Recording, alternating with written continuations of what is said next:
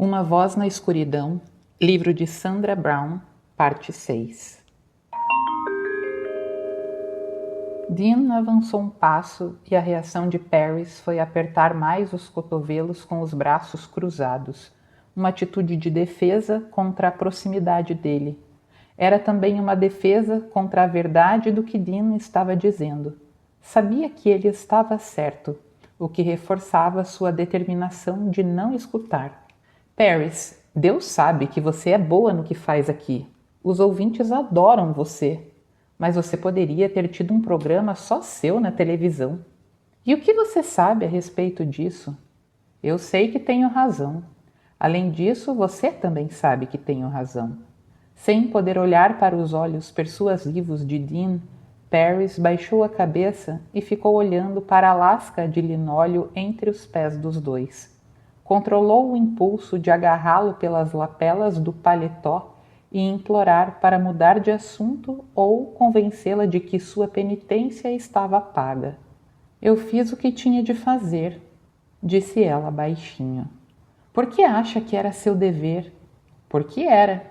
Era, repetiu ele, enfatizando a palavra suavemente.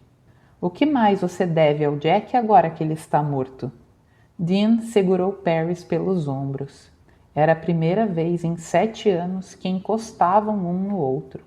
Uma onda de calor percorreu o corpo de Paris e ela lutou contra a vontade de encostar seu corpo no dele. Dean, por favor, não faça isso, disse ela. Tive de fazer uma série de escolhas difíceis, mas fiz. Como você disse, o que está feito, está feito. Em todo caso, não vou discutir com você esse assunto. Eu também não quero discutir. Nem falar disso, acrescentou ela. Então não vamos. E nem quero pensar nisso. Nunca vou deixar de pensar nisso. O timbre da voz dele ficou mais grave. Os dedos apertaram mais os olhos dela. Dean chegou um pouco mais perto, o bastante para as roupas encostarem e Paris sentir a respiração dele no cabelo.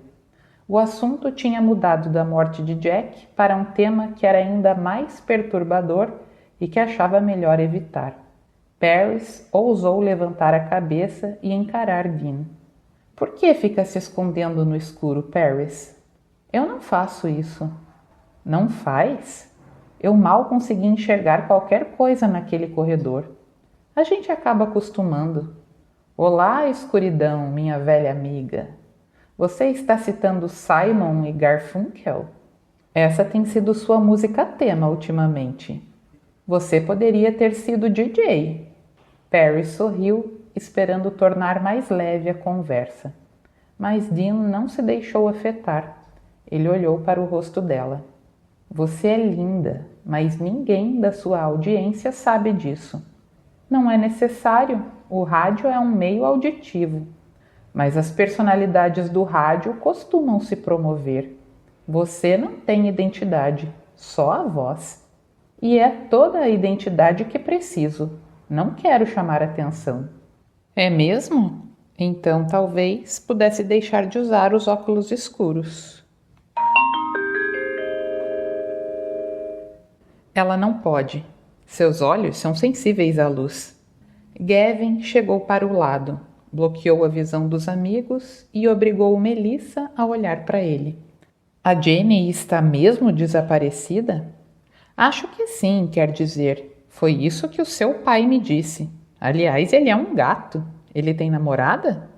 A droga sozinha não podia levar a culpa de Melissa ser um zero à esquerda de cabeça. Já tinha nascido sem massa cinzenta suficiente para se gabar. Melissa, o que você sabe sobre Jane? Nada. Você é a melhor amiga dela? Argumentou ele. Eu estive fora dessa merda de país, disse ela zangada. Não vejo Sua Majestade há semanas, entendeu? Ela deu mais uma tragada no baseado. Olha, tem uma galera à minha espera. Fica frio, tá bom? Melissa se afastou para juntar-se a um grupo que tinha enfiado uma mangueira de jardim num barrilete de cerveja e fazia fila para beber. Muito se perdia pelo chão, mas ninguém parecia notar ou se importar. Havia sempre mais do lugar de onde tinha vindo aquela. Gavin reuniu-se aos amigos que mais uma vez estavam em volta da picape de Craig. Rendeu-se à garrafa fechada de Maker's Mark que tinha roubado do armário de bebidas do pai. Ocupado como estava o velho, procurando Jenny Camp, talvez levasse dias para notar que faltava uma garrafa de uísque.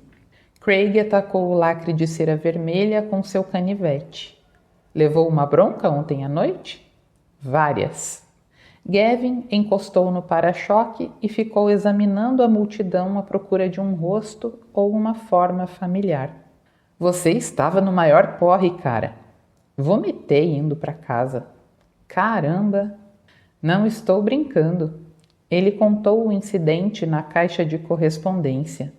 Estou falando de vômito tipo projétil. A risada dos dois foi interrompida quando um dos outros meninos mencionou o nome de Jane. Vocês souberam do desaparecimento dela? Apareceu no noticiário local, disse outro. Minha mãe perguntou se eu a conhecia. Aposto que não contou até onde a conhece. E aposto que não contou para sua mãe que conhece Jane no sentido bíblico. O que você entende de qualquer coisa bíblica, cara? O meu primo é pregador. E o que aconteceu com você? Ele tentou me salvar, mas não funcionou. Me passa a garrafa. Os outros continuaram a trocar insultos e goles de uísque. Craig desceu da picape e parou ao lado de Gavin. O que há com você essa noite? Nada. Só bolado, então? Craig deu a Gavin a oportunidade de explicar por que estava moado, mas desistiu com um andar de ombros e passou a examinar a turma junto com ele. Subitamente sussurrou animado. Ei, tá vendo aquele cara ali? Gavin olhou na direção que Craig indicava e viu um homem descendo do banco de trás de um carro, arrumando a roupa e puxando para frente um boné de beisebol. Duas meninas saíram atrás dele. Eram gatas, do tipo bonecas Barbie, loiras e peitudas, apesar dos colos ossudos surgirem implantes. Os peitos são falsos, observou Gavin. E daí? Craig, obviamente, não se importava com isso, pois continuou a comê-las com os olhos. Será que as meninas sabem que ele é um tira? Gavin levou um susto. Tira? De jeito nenhum. Ouvi dizer. Enquanto os dois observavam, o trio se atracou num abraço grupal.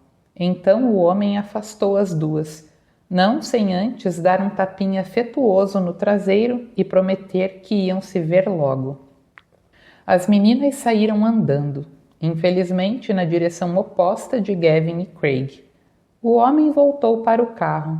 Sentou dessa vez no banco do motorista e enquanto manobrava por trás da RAM de Craig, Gavin e ele se olharam nos olhos. Filho da puta convencido. Resmungou Craig. Você tem certeza que ele é da polícia? 99%. Então, o que é que ele está fazendo aqui? A mesma coisa que a gente. E esta noite ele marcou um pontão. Vezes 2. É um babaca sortudo.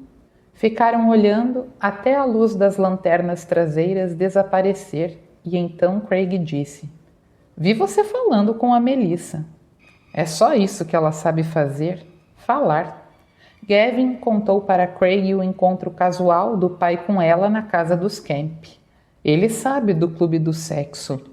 Não se preocupe com isso, disse Craig, fungando com desprezo. O que é que eles vão fazer? Confiscar os computadores? Exatamente o que perguntei para o meu velho. Eles estão mijando contra o vento. Gavin aparentava mais tranquilidade do que sentia. A preocupação queimava por dentro como a dor da fome. Por isso tinha desafiado o pai mais uma vez saindo de casa aquela noite. Ia ficar encrencado de qualquer maneira mesmo. Era uma questão de intensidade. Semanas antes, planejando justamente para uma emergência como aquela, tinha mandado fazer uma cópia da chave do carro. Assim que o pai deixou em casa e foi para a rádio, ele também saiu. mas não se sentia à vontade como indicava a atitude desafiadora. Estava apreensivo demais em relação ao que podia acontecer nos próximos dias. Onde você acha que ela está? A pergunta de Craig entrou nos pensamentos de Gavin como se o menino pudesse lê-los. Quem? Jamie? E como é que eu vou saber? Ah, pensei que talvez soubesse. Por que eu saberia?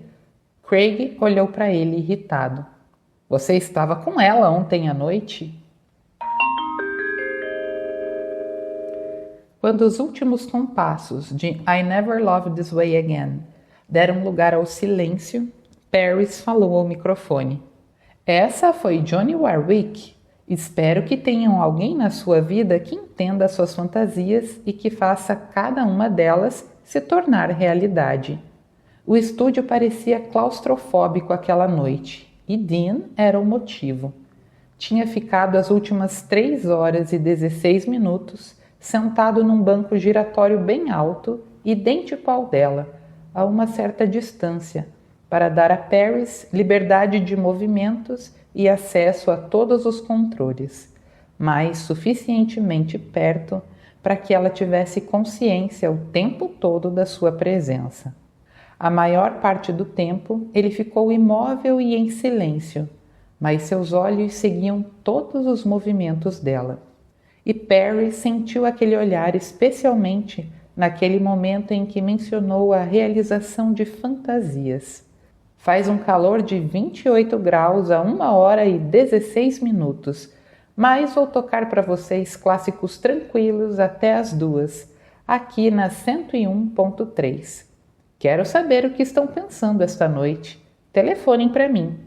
Recebi um pedido de Margie e Jean, que estão comemorando o 30º aniversário de casamento. Essa foi a música que tocou no casamento deles, é dos Carpenters. Feliz aniversário, Margie e Jean!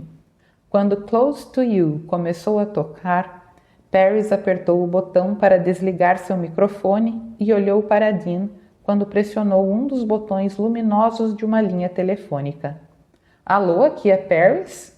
Oi, Paris. Meu nome é Roger.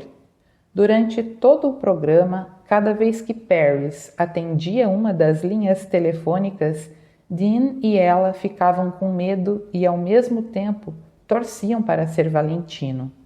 Dean tinha levado um gravador portátil, estava carregado e pronto para gravar. Os ombros dele relaxaram junto com o dela quando Paris disse: Oi, Roger. Você pode fazer o favor de tocar uma música para mim? Você está comemorando o quê? Nada não, é só uma música que eu gosto.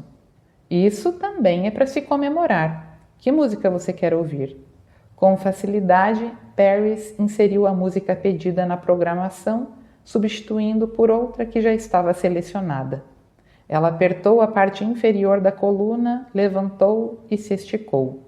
Cansada? Perguntou Dean. Praticamente não dormi a noite passada e não consegui nem tirar um cochilo hoje. Você também deve estar cansado. Não está acostumado com esse horário, está? Mais acostumado do que você pensa. Eu raramente durmo a noite inteira.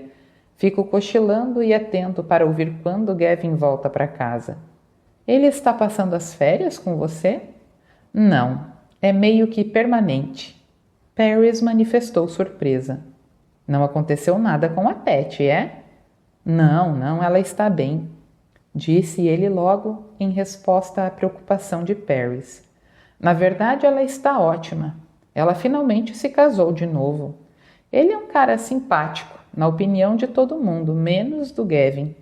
Paris tinha conhecido a ex-mulher de Dean num dos jogos de beisebol infantil de Gavin. E Jack e ela, uma vez, foram convidados para o jantar de aniversário de Gavin na casa dela. Lembrava de Pat como uma mulher miúda e bonita, mas muito séria e organizada. Sem que Paris perguntasse, Jack havia confidenciado que Dean tinha se casado assim que se formou. A união durou menos de 1 ano. Na verdade, apenas o suficiente para levarem Gavin da maternidade para casa. Os dois não combinavam, sabiam disso e concordavam que seria melhor mesmo para o menino se evitassem mais prejuízos e se separassem em bons termos naquele momento. Apesar de Gavin ter ficado com Pat, Dean o via várias vezes por semana e se envolveu ativamente em todas as fases da vida do filho. Ia junto com Pat às reuniões de pais e mestres, treinava times de futebol, participava e contribuía em tudo no desenvolvimento de Gavin. Depois de um divórcio, a criação do filho costumava ser deixada inteiramente a cargo do responsável pela custódia. Paris admirava Dean por ter levado tão a sério suas responsabilidades de pai. O padrasto e ele não estão se dando bem? Perguntou Paris. Culpa do Gavin. Ele passou de mau comportamento para simplesmente impossível. Pat e eu concordamos que ele devia vir morar comigo por um tempo. Dean descreveu a coexistência frágil dos dois. O pior, Paris, é que eu queria muito que ele viesse ficar comigo. Quero tanto que esse esquema funcione. Eu tenho certeza que vai funcionar. É só dar um tempo. Gavin é um bom menino. Ele riu. Ultimamente peço licença para discordar, mas espero que aquele bom menino que você lembra ainda esteja lá em algum lugar, por trás de toda a hostilidade e o mau humor. À 1h30, Paris leu algumas manchetes de notícias no monitor de informações. Seguiram-se alguns minutos de anúncios enquanto ela atendia aos telefonemas. Um ouvinte a convidou para sair com ele. Paris recusou educadamente. Você podia ter aceitado, provocou Dean. Ele parecia desesperado. Desesperadamente bêbado, disse ela, retribuindo o sorriso de Dean enquanto apagava a ligação no Vox Pro. A próxima chamada foi de um casal meio alto que acabava de ficar noivo. Ele pediu para eu abrir a garrafa de champanhe e me deu uma taça com a aliança dentro. Nem o grito de alegria podia disfarçar um charmoso sotaque britânico. As minhas amigas em Londres não vão acreditar. Nós assistíamos ao seriado delas religiosamente quando éramos meninas e sonhávamos em algum dia conhecer um texano charmoso. Rindo com a óbvia felicidade da mulher, Paris perguntou que música eles queriam ouvir. She's Got Away. Ele diz que Billy Joel podia ter escrito essa música para mim. Eu tenho certeza de que ele está certo. Vocês se importam se eu puser essa conversa no ar? Seria fantástico. Paris anotou os nomes dos dois e atendeu a mais algumas ligações. Depois da sequência de comerciais, colocou a gravação da conversa com o casal de noivos no ar e, em seguida, a música que eles pediram. Depois, Precious Few e The Rose. Operar a mesa de controle fazia parte da segunda natureza de Paris. Por isso, conseguiu fazer tudo isso e continuar conversando com Dean sobre Gavin ao mesmo tempo. O que ele disse quando você contou do encontro que teve com Melissa Hatcher? Ele fingiu que não a conhecia. Paris olhou para ele com a testa franzida e ele entendeu. Isso me preocupa também. Porque ele não quis admitir que a conhecia, não dá para entender. E também não admitiu que conhecia Jane Camp, até eu dar um aperto nele. Até que ponto ele a conhece? Não muito. Pelo menos foi isso que ele me disse. Mas hoje em dia ele nem sempre diz a verdade. Não é como daquela vez em que ele entortou o aro da bicicleta. Você se lembra disso? Sim, Jack e eu tínhamos ido a um churrasco na sua casa. Gavin estava passando o fim de semana com você e tinha ido andar de bicicleta com os garotos da vizinhança. Mas voltou para casa empurrando a dele. Os raios da roda da frente estavam dobrados quase ao meio. Você perguntou se ele tinha brincado de empinar a bicicleta e quando Gavin confessou, mandou-o para o quarto de castigo o resto da noite. E deve ter sido um castigo bem duro, porque ele adorava estar com você e com Jack. Mas também mandei fazer tarefas extras em casa para ganhar dinheiro suficiente para trocar a roda. Disciplina rígida, mas boa, Dean. Você acha? Acho. Você deixou bem claro a questão do valor da propriedade, mas que não foi o estrago na bicicleta que o incomodou. Ele deu um sorriso triste. Eu tinha dito 1000 vezes para ele não brincar de empinar, nem ficar pulando no meio-fio porque era perigoso. Não queria que ele virasse um doador de órgãos. Certo, ele podia muito bem arrebentar a cabeça ou quebrar o pescoço. Você se aborreceu com o que podia ter acontecido e por isso ficou zangado. Acho que eu devia ter explicado isso para ele.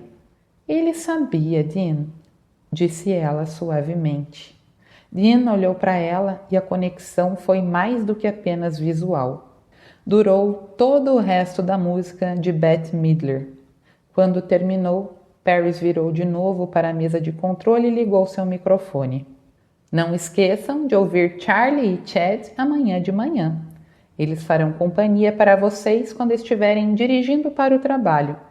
Por enquanto, aqui é Paris Gibson, com uma série romântica de canções românticas clássicas. As linhas telefônicas estarão abertas até às 2 horas. Liguem para mim. Quando começou a próxima série de músicas, Paris olhou para o monitor com a programação. Só mais 9 minutos de programa. Não foi mais ou menos a essa hora que ele telefonou ontem? Logo antes de encerrar? Paris concordou com a cabeça e Dean disse: Você vai poder conversar com ele, sem ser interrompida. Ela apontou para o cronômetro na tela. Esse é o tempo que falta para tudo o que está programado tocar. Há mais 2 seleções depois dessa. Ele fez as contas. Então, depois da última música, você mal terá tempo para dizer boa noite e desligar. Certo. Dean olhou para as linhas telefônicas na mesa de controle. 3 estavam piscando. Se não for o Valentino, não fique conversando longamente com o ouvinte. Deixe as linhas abertas. Se for ele, lembre-se de pedir para falar com Jane. Paris respirou fundo, deu uma espiada para ver se o dedo de Dean estava no botão do gravador portátil. Depois, atendeu uma das ligações. Rachel queria pedir uma música para o marido dela, Pete. Essa foi a primeira música que nós dançamos na recepção do nosso casamento. É uma ótima escolha e merece um lugar de destaque. Paris prometeu tocar na primeira meia hora do programa da noite seguinte. Maravilha, muito obrigada. Paris olhou de novo para Dean antes de apertar outro botão que piscava. Alô, aqui é Paris? Olá, Paris.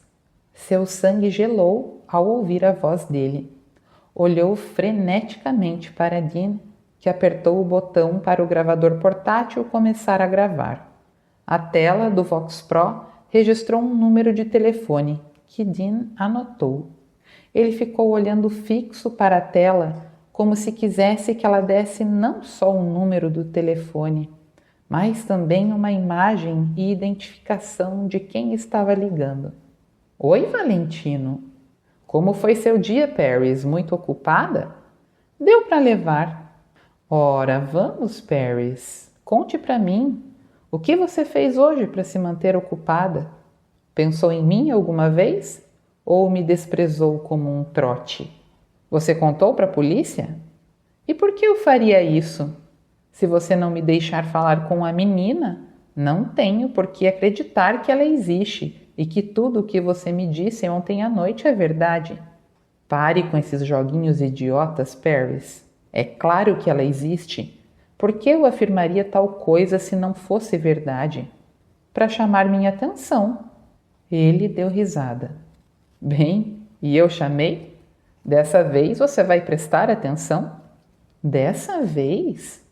Você me ignorou quando dei o aviso antes, e olha só o que aconteceu.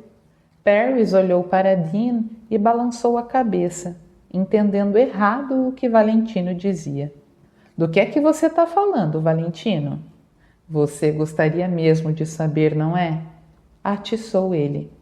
Pergunte com delicadeza e talvez lhe dê algumas pistas, mas tem de perguntar com muita delicadeza. Ora, essa é uma ideia excitante. Ele respirou profundamente, ruidosamente, para Paris poder ouvir. Basta a sua voz para eu ficar excitado. Penso em nós dois juntos, sabia? Muito em breve, Paris. Ela estremeceu de nojo, mas continuou num tom ousado. Eu não acredito que a menina esteja aí com você. É tudo conversa fiada e isso é um trote. Dean meneou a cabeça, aprovando. Mais joguinhos, Paris? Aconselho que pare com isso. Você já desperdiçou 24 de 72 horas. As próximas 48 serão bem mais divertidas para mim do que para você. Quanto à minha prisioneira, ela está um pouco cansada e toda a choradeira e as súplicas já estão começando a me irritar. Mas ela ainda é uma trepada gostosa e está me esperando. O telefone ficou mudo. Não é o mesmo número de onde ele ligou a noite passada, disse Dean pegando o celular. Notou alguma coisa diferente hoje, Paris? Alguma mudança na inflexão ou no tom de voz de ontem à noite? Dean era um policial e ela não. Enjoada com a ligação, Paris estava achando muito mais difícil ligar o comando de solucionadora de crimes. Não, respondeu ela com a voz rouca. Parecia a mesma coisa. Para mim também. Mas achei que talvez você pudesse ter captado. Ei, é Curtis, ele acabou de ligar. Dean falou no celular. Outro número, está preparado?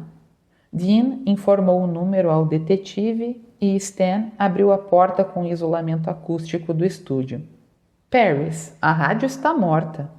Paris não tinha se dado conta de que a música tinha parado de tocar. Rapidamente fez sinal para ninguém fazer barulho e ligou o microfone. Cuidem-se, sejam felizes, amem alguém. Aqui é Paris Gibson desejando uma boa noite. Apertou mais alguns botões e então anunciou. Transmissão encerrada. O monstro ligou de novo? Perguntou Stan.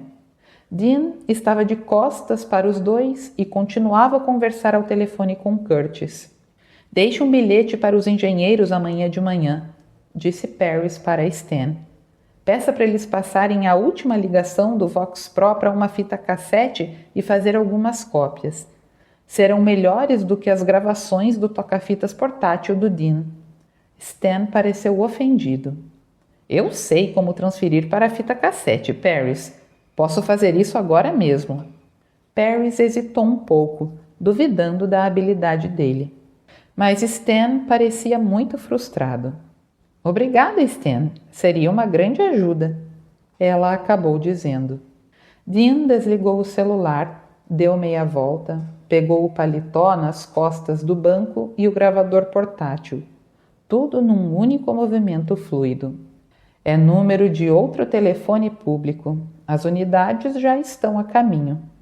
Eu também vou, disse Paris. É claro que vai. Não vou deixá-la sozinha de jeito nenhum agora.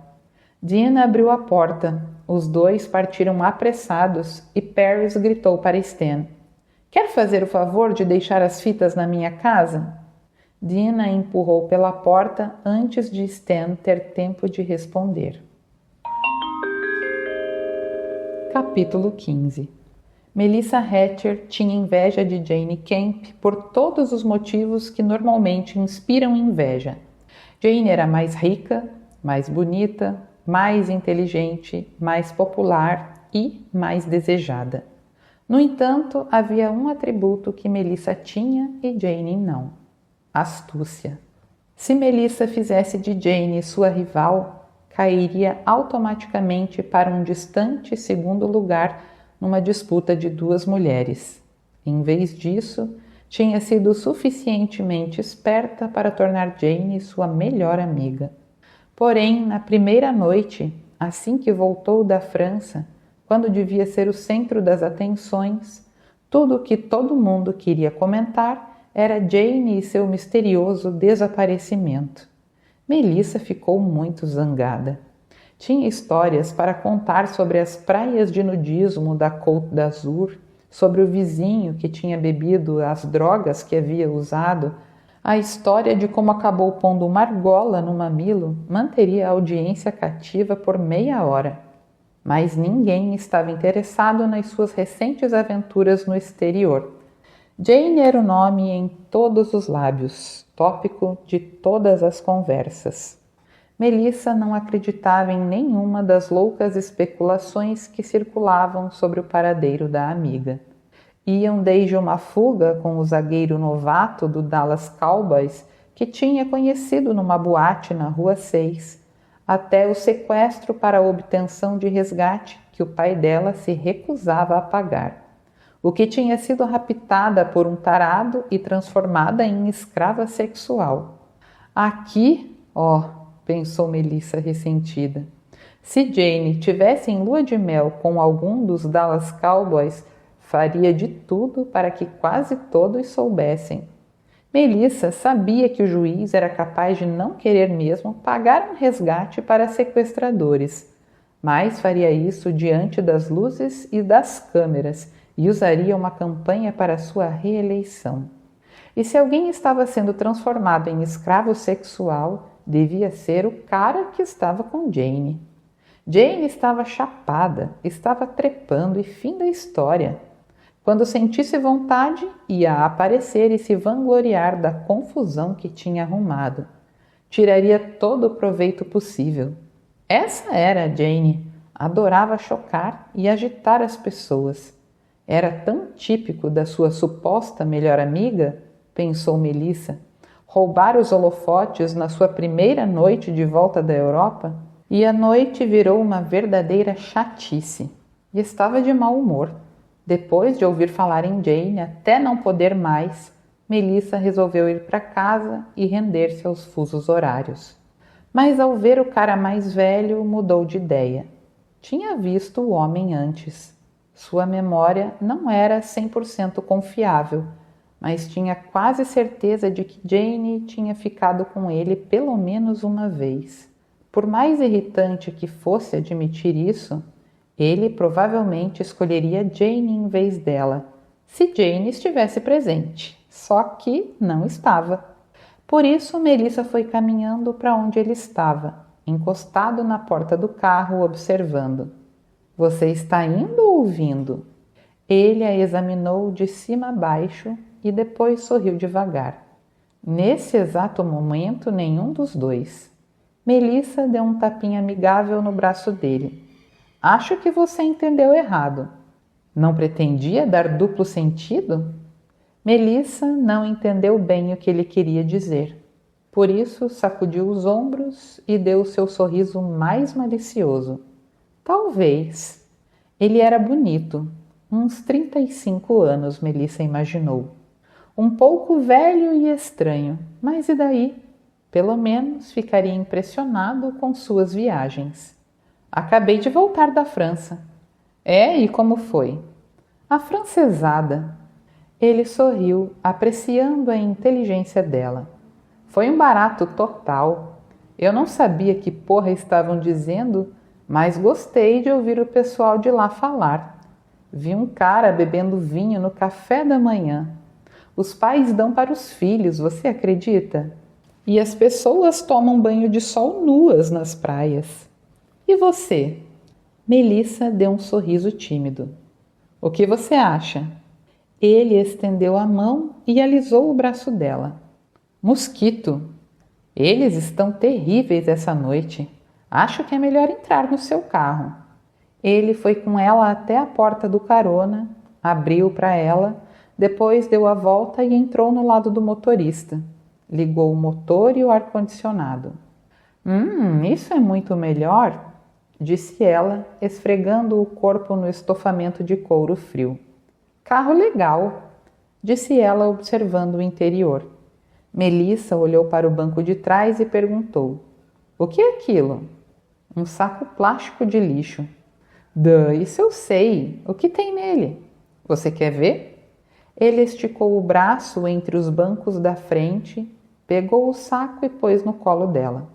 Não é roupa suja, é? Perguntou Melissa e ele deu risada. Melissa desamarrou o fio de arame e espiou dentro do saco. Depois tirou uma revista. O nome e a capa não poderiam ser mais explícitos, mas Melissa fingiu estar acostumada. Na França, qualquer um pode comprar revistas de fetiche como essa em todas as esquinas. Ninguém se importa. Posso dar uma olhada? À vontade. Quando Melissa terminou de folhear a revista toda, ele já dedilhava as coxas dela. Abaixou a cabeça e enfiou o rosto nos seios de Melissa. O que é isso? Minha lembrança da França. Ela levantou o top e mostrou orgulhosa a argola no mamilo. Conheci um cara na praia que conhecia um dentista que fazia piercing também. Ele começou a rir. Qual é a graça? Ele mexeu na argola de prata com a ponta do dedo. Uma piada particular. Havia 7 ligações de Liz na secretária eletrônica da casa de Dean. Ele ouviu os 7 recados. Não consigo entender por que você não ligou para mim, dizia o último recado. Já passei da fase de ficar braba, Dean. Já estou assustada. Alguma coisa aconteceu com você e com o Gavin? Se receber esse recado, por favor, me liga. Se não tiver notícia sua daqui 1 hora, vou começar a ligar para os hospitais de Austin. Liz tinha deixado aquele recado às 3h20 da madrugada. Havia um parecido na caixa de mensagens do celular de Dean. A última coisa que ele queria era falar com Liz. Não, a última coisa que queria era que ela começasse a telefonar para os hospitais. Discou o número do celular dela e Liz atendeu ao primeiro toque. Eu estou bem. Dean foi logo dizendo. Ninguém está no hospital e você tem todo o direito de ficar furiosa. Pode falar. Dean, o que está acontecendo? Ele despencou numa cadeira à mesa da cozinha e passou os dedos no cabelo. Trabalho. Temos uma situação de crise. Não ouvi nenhuma notícia sobre... Não é uma crise nacional. Nenhum acidente de avião, nenhuma greve, assassinato em massa, nada disso. Mas é um caso complicado. Eu me envolvi logo cedo essa manhã. Na verdade, ontem de manhã. Fui consultado assim que cheguei na minha sala e estive trabalhando nisso o dia inteiro. Acabei de chegar em casa e estou morto. Mas nada disso é desculpa para não ter telefonado para você. Que tipo de caso, Dean? Uma menina desaparecida. O suspeito é bem egocêntrico. Ele telefonou e disse o que planeja fazer com ela, a menos que seja localizada antes do prazo marcado. Dean não tinha energia para contar mais do que isso para Liz. Além do mais, os detalhes teriam de incluir Paris. Liz nem sabia quem era Paris, e aquela não era a hora de tentar explicar uma situação tão complexa. Sinto muito pelo seu dia ter sido tão horrível. Meu Deus, Liz, sou eu que devo sentir muito. E Dean tinha muito que sentir mesmo. Sentir por fingir retribuir o amor dela e fingir tão bem que ela acreditava. Sentir por não ter dito para ela ficar em Houston como devia. Sentir por desejar que a viagem dela para Chicago demorasse mais do que alguns poucos dias. Como foram as reuniões com os suecos? Perguntou ele sem interesse nenhum. Dinamarqueses. Eles aceitaram a minha proposta. Ótimo, mas não me surpreende. Como está o Gavin? Ele está bem. Não discutiram mais? Temos evitado o derramamento de sangue. Você parece exausto. Vou desligar e deixar você descansar, tá bom? Olha, o que aconteceu hoje... Não tem importância, Dean, tá tudo certo. Claro que tem. Por minha causa você ficou preocupada sem necessidade. Tem importância, sim. Dean estava aborrecido com Liz porque ela não estava mais aborrecida ainda com ele. Teria aliviado sua consciência se ela ficasse furiosa. Dean não queria que Liz fosse compreensiva. Não queria sair impune gentilmente. Queria que Liz ficasse louca de raiva. Mas uma briga ia exigir energia que Dean não tinha. Por isso, deixou passar e disse desanimado: Bem, de qualquer maneira eu peço desculpas, tá? E eu aceito. Agora vai para a cama e conversamos amanhã. Descansa. Prometo que conversaremos. Boa noite. Boa noite, querido. Dean bebeu um grande gole direto da garrafa de água da geladeira, depois andou pela casa às escuras, indo para o quarto. Não havia luz por baixo da porta de Gavin, nem o brilho do monitor do computador. Ele parou para espiar.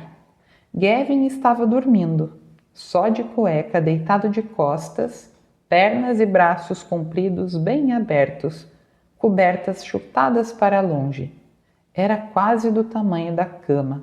Respirava pela boca, como fazia desde bebê. Parecia tão jovem e inocente. Aos 16 anos estava na fronteira entre menino e homem. Dormindo, no entanto, parecia muito mais uma criança do que um adulto. Dean descobriu ali parado, olhando para o filho, que a pontada dolorida que sentia bem no fundo do peito era amor. Não havia amado de verdade a mãe de Gavin, nem ela a ele. Mas ambos amavam Gavin. Desde o dia em que souberam que Gavin tinha sido concebido, os dois canalizaram o amor que deviam ter sentido um pelo outro para a pessoa que haviam criado. Era óbvio que falharam em comunicar a profundidade daquele amor a Gavin. Ele ainda não acreditava que o castigo era para protegê-lo e que disciplina não era um passatempo agradável para eles, e sim uma demonstração da importância que ele tinha para os pais. Droga! Dean queria ser um bom pai, queria fazer tudo direito. Não queria que o filho duvidasse nem por um segundo na vida que era amado. Mas em algum ponto do caminho devia ter dado algum passo em falso, cometido algum erro, deixado de fazer alguma coisa que devia ter feito. Agora o filho desprezava e não fazia segredo. Sentindo o peso do seu fracasso como pai, Dean se afastou da cama de Gavin, saiu do quarto e fechou a porta sem fazer nenhum barulho. O quarto principal era um cômodo grande, com teto emoldurado bem alto, janelas amplas e uma lareira. Merecia uma decoração melhor do que a que Dean tinha feito, que não passava de mobília básica e uma colcha na cama. Quando se mudou para aquela casa, disse para Liz que deixaria que ela se incumbisse da decoração quando se casassem. Mas estava mentindo para ela e para ele mesmo também. Jamais tinha sequer convidado Liz para passar a noite na cama dele. Ligou o carregador de bateria do telefone celular numa tomada na parede do banheiro para ficar à mão, caso alguém ligasse.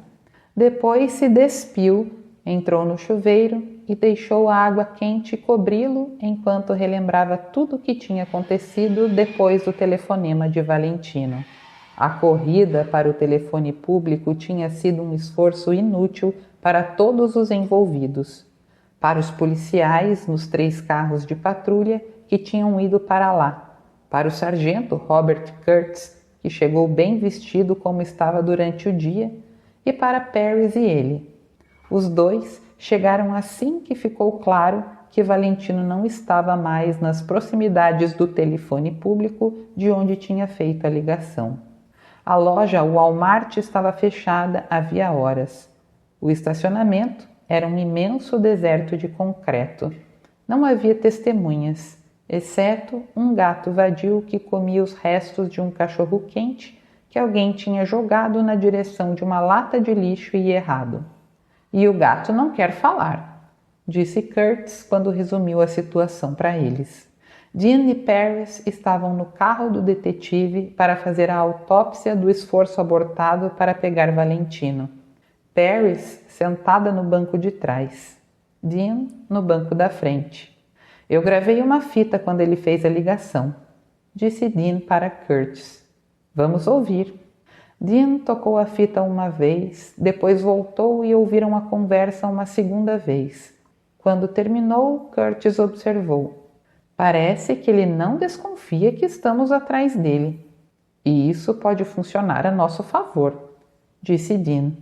Só até amanhã, quando aparecer no jornal. Curtis virou para Paris. O que ele quis dizer quando falou que você não o levou a sério da última vez? Exatamente como eu disse para ele, não tenho a menor ideia. Você não lembra de nenhum aviso anterior? Se eu tivesse recebido uma ligação como essa, teria dado queixa na polícia. E foi isso que ela fez na noite passada. Dean não estava gostando do jeito que o detetive olhava para Paris. Onde está querendo chegar? Lugar nenhum, estava só pensando. Então, faça a cortesia de pensar em voz alta. Curtis olhou para Dean e parecia pronto para reclamar do seu tom de voz. Então deve ter lembrado que Dean era seu superior. Estava só pensando na Paris. Especificamente, que ela faz um esforço danado para permanecer anônima. E isso, sinceramente, eu não entendo. Disse ele, virando para Paris de novo. E as outras pessoas da sua área são extrovertidas, vivem caçando publicidade. As fotos delas estão em todos os cartazes. Estão sempre aparecendo em público, coisas assim. Eu não sou como os DJs amalucados que cuidam da programação nas horas de rush. O meu programa não é excitante e chamativo como o deles. A música é diferente e eu também. Sou a voz sem um corpo, no escuro. Sou a câmera de eco quando não há ninguém mais para ouvir. Se meus ouvintes soubessem como eu sou, as conversas confidenciais ficariam comprometidas. Muitas vezes as pessoas acham mais fácil conversar com uma pessoa desconhecida do que com um amigo fiel. Certamente é mais fácil para o Valentino, observou ele. Se é que ele é desconhecido para você. Agora ele pode ser, mas não quer continuar assim, comentou Dean. Paris e Curtis eram inteligentes o suficiente para saber que Dean se referia à sugestão de Valentino de que Paris e ele em breve seriam amantes. Mas Curtis continuava seguindo sua sequência original de pensamentos. Vocês sabem, disse ele, algumas pessoas que fazem sexo pelo telefone são bem comuns, gordas, feias, nada parecido com o que as vozes sugerem. Dean sabia que aquela observação não era casual. Tudo bem, você jogou a isca e eu mordi. Em vez de estarem deitadas numa cama com lençóis de cetim, com camisolas ínfimas, como querem que o cara que ligou imagine, na verdade usam calça de moletom e tênis e falam de suas cozinhas desarrumadas. É tudo uma questão de imaginação. Ele se dirigiu para Paris. O pessoal ouve a sua voz e faz uma imagem mental de você. Até eu fiz. E daí? Nem cheguei perto. Visualizei você de cabelos e olhos pretos, do tipo cigana que lê a sorte. Sinto muito em desapontá-lo. Eu não disse que você me desapontou. Só não tem uma aparência tão exótica como faz supor a sua voz. Curtis se ajeitou mais confortavelmente no banco para não ter de entortar o pescoço para falar com Paris. Tudo isso é para dizer que algumas pessoas podem ter formado uma imagem deturpada de você. Valentino parece ser uma dessas pessoas.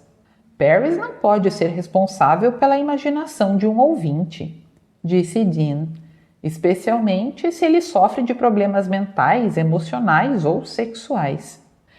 Você já disse isso antes. Mais ou menos, dando a entender que o comentário de Dean era irrelevante, o detetive continuou a falar com Paris. Existe um motivo pessoal para você querer continuar anônima? É lógico que sim, para proteger a minha privacidade. Quando se é uma personalidade da televisão, estamos sempre expostos aos olhos do público, mesmo quando não estamos no ar. Eu não gostei dessa característica no meu trabalho. A minha vida era um livro aberto. Tudo o que eu dizia ou fazia era sujeito a críticas ou especulações. ou ao julgamento de pessoas que não sabiam nada sobre mim. No rádio, eu posso permanecer no ramo, mais longe dos holofotes. Permite que eu vá a qualquer lugar sem ser reconhecida e examinada. Posso manter minha vida privada exatamente assim. Curtis pigarreou e deu a entender que não estava ouvindo a história toda, mas que ia deixar passar por enquanto. Quanto tempo você disse que guarda as gravações dos seus telefonemas? Indefinidamente. Ele fez uma careta. São muitos telefonemas. Mas lembre que só gravo os que eu acho que vale a pena gravar. Mesmo assim, estamos falando do quê? Centenas? Ela assentiu e ele disse: nós usaríamos grande parte das 48 horas que nos restam para ouvir todas essas ligações, tentando encontrar aquela a qual Valentino se referiu hoje. Mas se entrarmos pela porta dos fundos, dando uma olhada nos casos não resolvidos, disse Dean, vendo subitamente onde Curtis queria chegar. Certo, já telefonei para um amigo de lá. A unidade de casos sem solução trabalhava num outro prédio, a alguns quilômetros do quartel-general. Ele prometeu verificar, ver se algum dos casos deles tem alguma semelhança com o de Jane Camp. E se encontrarem algum, podemos verificar se Paris recebeu algum telefonema de Valentino na mesma época. Não se animem muito, avisou Paris. Posso não ter gravado essa ligação. Além do mais, como é que eu podia ter ignorado uma ameaça de assassinato? Duvido que ele tivesse sido tão direto na primeira vez, disse Dean para Paris. É sintomático os estupradores em séries ficarem cada vez mais ousados. Eles começam muito cuidadosos e vão ficando mais temerosos com cada crime, até praticamente pedirem para ser capturados. Curtis concordou. Foi essa a experiência que tive também. Alguns querem mesmo ser capturados, disse Dean. Eles imploram para que os encontremos. Não sei porquê, mas acho que Valentino não se encaixa nessa categoria, disse Paris. Ele parece muito seguro e arrogante. Dean olhou para Curtis e percebeu que o detetive concordava com ela. E infelizmente Dean também. Por outro lado, disse ele, Valentino podia estar nos manipulando. Talvez você não se lembre de nenhum telefonema assim porque realmente não houve nenhum. Valentino podia estar tentando despistar. Pode ser, disse Curtis. Eu tenho a nítida sensação de que ele está rindo de nós. Ele perguntou para Paris. O que você sabe sobre Marvin Patterson? Até ontem, apenas o primeiro nome dele. Por quê? Perguntou Dean para o detetive. Ele desapareceu, disse Curtis. Os policiais telefonaram para ver se ele estava em casa. Disseram que iam até lá para conversar com ele. Quando chegaram, Marvin tinha sumido. Saiu correndo. Pratos do café da manhã sujos na pia e o bule de café ainda quente. Foi com essa pressa toda que ele se escafedeu. O que ele tem para esconder? Perguntou Paris. Estamos investigando isso agora, respondeu Curtis. O número do seguro social que ele pôs na ficha de emprego da estação de rádio é de uma mulher negra de 90 anos que morreu num asilo alguns meses atrás. Marvin Patterson é um nome falso? Perguntou Paris. Sim, aviso quando descobrir. Marvin, ou seja lá qual for o nome dele, pode ter alguma coisa a esconder. Mas eu não acredito que ele seja Valentino. Valentino usa aquele sussurro assustador, mas é um cara bem articulado. Agora Marvin, não. Quando ele fala é apenas um resmungo. Dean perguntou como Marvin era. Quantos anos ele tem? Uns 30. Nunca prestei muita atenção, mas dava para perceber que tinha boa aparência. Vamos ver o que descobrimos sobre ele, disse Curtis. Encontraram alguma coisa no computador de Jane? Perguntou Dean. Sacanagem aos montes, escrita por outros garotos e garotas, muita pornografia. E alguns predadores. Curtis concordou com Dean. De onde quer que tenha vindo, é coisa pesada, especialmente se partir de adolescentes. Rondou imprimiu a lista de endereços de e-mail dela e está rastreando os usuários. Depois disso, eles se separaram. Os protestos de Paris contra a proteção da polícia foram ignorados. Kurtz já havia despachado Kriegs e Carson para a casa dela. Ambos estão deslumbrados. Se estivessem protegendo o presidente, não iam levar mais a sério. Ficaram plantados na calçada da frente da casa dela a noite inteira. Dean levou Paris para casa. E o meu carro? Perguntou Paris quando Dean se recusou a deixá-la na estação de rádio para pegá-lo. Peça para um dos seus admiradores ir pegá-lo de manhã. Paris mostrou o caminho para a casa dela. Ficava num bairro periférico, cheio de árvores e ladeiras. A casa de calcário ficava dentro de um bosque de carvalhos espalhados e era rodeada por uma paisagem de jardins bem cuidados. O caminho da entrada fazia uma curva e era decorado com tinhorões brancos e subia até uma varanda bem larga. Luminárias idênticas de latão brilhavam hospitaleiras dos dois lados da porta da frente, pintada de preto lustroso. Incoerente com o aconchego da propriedade era a viatura policial estacionada na porta. Os dois jovens policiais praticamente pularam de dentro dela quando Dean e Paris estacionaram atrás. Dean fez um sinal para o prestativo Griggs não se abalar. Deixe comigo, eu mesmo vou acompanhá-la. Dean tinha insistido em entrar na casa com Paris e, apesar do painel de controle do alarme não ter registrado nenhuma perturbação desde a hora em que tinha sido ligado, ele fez questão de examinar cada cômodo da casa, olhando dentro de cada armário, atrás de cada porta do box do chuveiro e até embaixo da cama. Valentino não me parece o tipo que se esconderia embaixo da cama, disse Paris. Um estuprador muitas vezes se esconde na casa da vítima, esperando que ela volte para casa. Faz parte da emoção. Você está querendo me assustar? Definitivamente. Eu quero você bem assustada, Paris. Esse cara quer punir as mulheres, lembra? E ele está zangado com Jane. Pelo menos ainda achamos que é Jane por tê-lo enganado. E está zangado por você ficar ao lado dela. Eu nem sabia que havia opção de lados. Bem, essa é a percepção deturpada que ele tem. E percepção é... a verdade, eu sei. Sugerir que você e ele logo estarão juntos como amantes, na verdade significa que você será sua próxima vítima. Ele não diferencia as duas coisas. Paris mordeu o lábio inferior. Quando ele terminar com Jane, virá atrás de você. Mas não se eu puder evitar.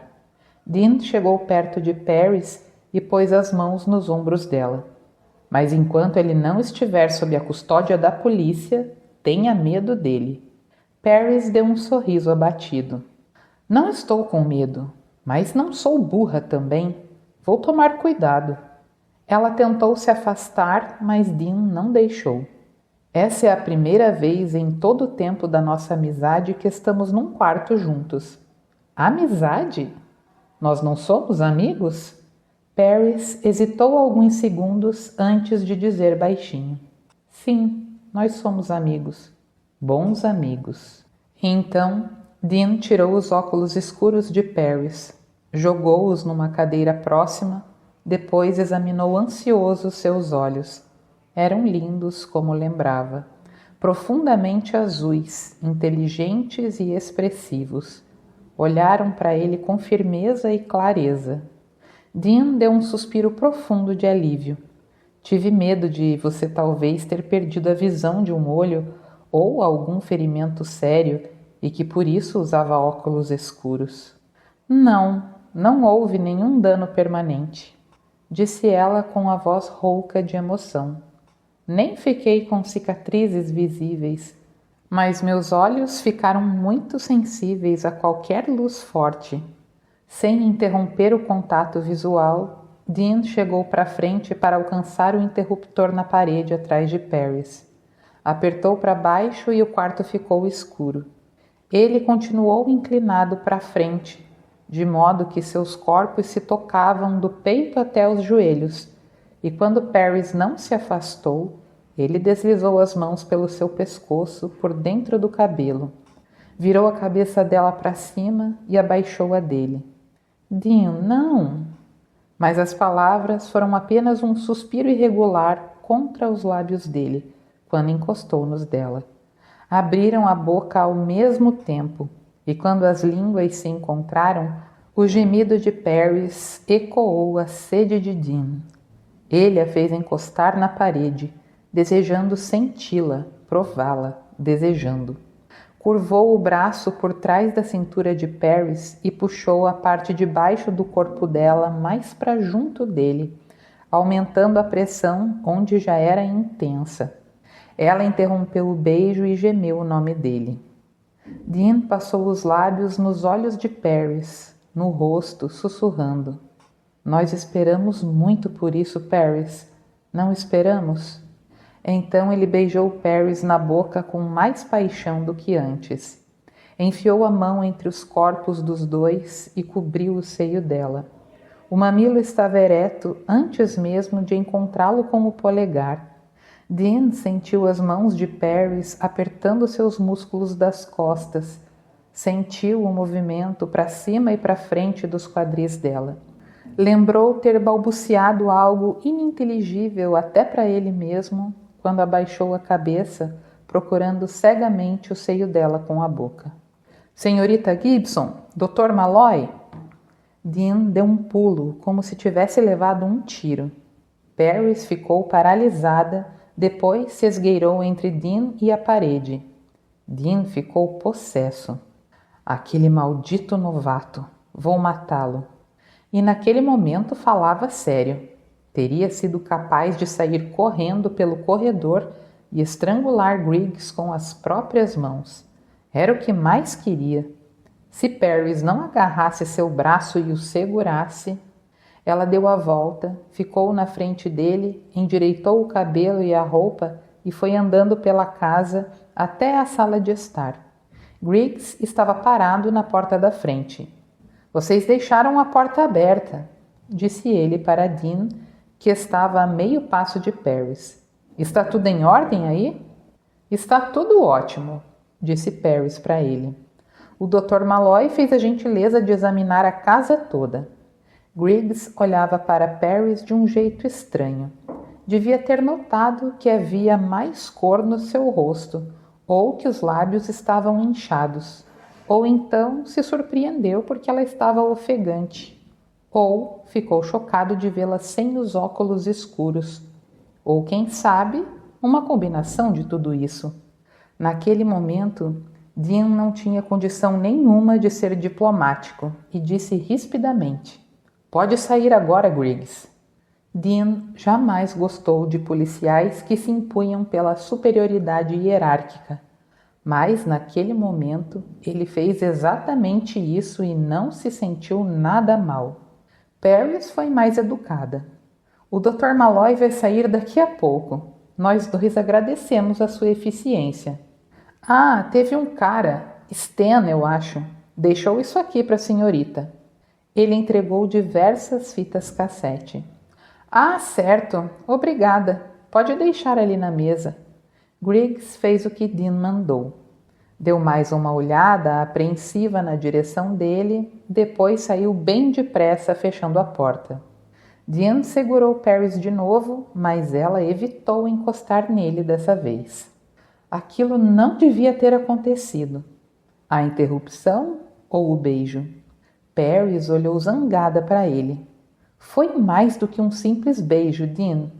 Foi você que disse, não eu. Ela cruzou os braços. Não queira interpretar nada, não vai se repetir. Dean ficou olhando para ela alguns segundos. observando a expressão tensa, a postura rígida, e disse baixinho: Não faça isso, Paris. O quê? Recuperar o juízo? Não se distancie, não se feche, não me deixe de fora. Por favor, não me castigue e não se castigue também. Você precisa ir embora. Estão esperando você sair. Eu não dou a mínima. Eu esperei 7 anos. Esperou o quê? Perguntou ela zangada. O que você estava esperando, Dean? O Jack morrer? As palavras doeram, e Perry sabia que doeriam mesmo. Disse isso de propósito para feri-lo e provocá-lo, mas Dean não lhe daria essa satisfação de jeito nenhum. Ele abafou a raiva e manteve a calma. Esperei por uma chance de ficar assim, perto de você, disse Dean. E depois, o que esperava que acontecesse? Esperava que eu caísse nos seus braços? Esquecesse tudo o que tinha acontecido e... Ela parou de falar e Dean ergueu as sobrancelhas inquisitivo. O que, Paris? Que me amasse? Era isso que você ia dizer? É isso que você tem tanto medo? Que podemos realmente ter nos amado e que ainda nos amamos? Paris recusou-se a responder. Em vez disso, foi murchando e abriu a porta da frente. Com os cães de guarda, Dean não teve escolha senão sair. A essa altura, a água do chuveiro já estava fria, mas seu corpo ainda febril com o desejo ardente de saber. Se tivesse conseguido arrancar dela, qual seria a resposta para aquela pergunta? Continua.